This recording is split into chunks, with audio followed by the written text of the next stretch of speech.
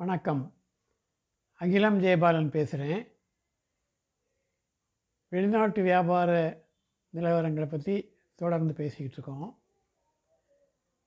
Export பண்ணணும்னு நினைக்கிறவங்க முறைப்படி செயல்பட வேண்டியது கட்டாயம். ஜிக்ஸாக்காக எதையாவது ஒன்று பண்ணிக்கிட்டு வெற்றி கிடைக்கிறேன்னு சொல்கிறது தப்பு.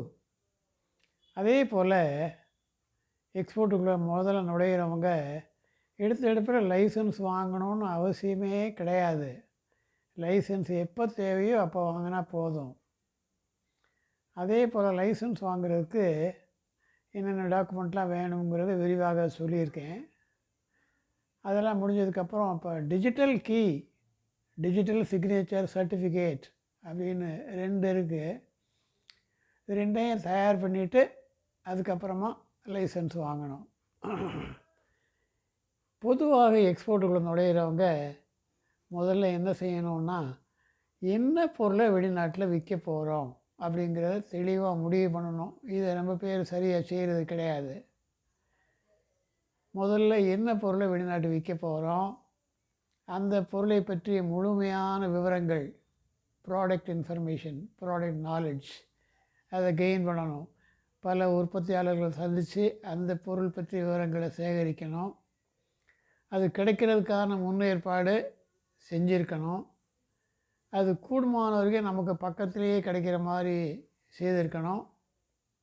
இதெல்லாம் முறையாக செய்து முன்னேற்பாடு செய்திருந்தால் தான் எக்ஸ்போர்ட்டில் ஈடுபடலாமே தவிர, எடுப்பில் ஈடுபடுறது, என்னத்தையாவது ஒன்று செய்கிறது, அது சரிப்படாது, வெற்றிகரமாக வர முடியாது.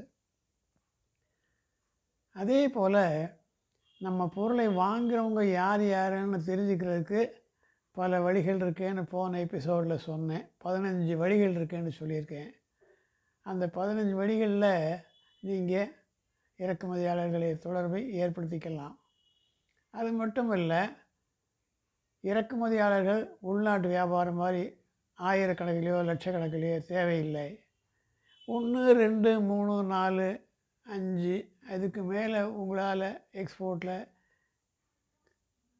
இறக்குமதியாளர்களுக்கு சேவை செய்ய முடியாது. ஏன்னா எக்ஸ்போர்ட்டில் வர்ற இறக்குமதியாளர்கள் எல்லாமே ஹோல்சேலுக்கு மேலே வாங்குகிறவங்களாக தான் இருப்பாங்களே தவிர 1, 2, 20, 10, 20 பீஸ் வாங்குகிறவங்களாக இருக்க மாட்டாங்க. அதனால் உங்களுக்கு 3, 4 கஸ்டமருக்கு மேலே வர்றதுக்கு வாய்ப்பே கிடையாது. அதனால் இதெல்லாம் நீங்கள் புரிஞ்சுக்கிட்டு எக்ஸ்போர்ட்டில் ஈடுபடணுமே தவிர, சும்மா எதையாவது ஈடுபட்டு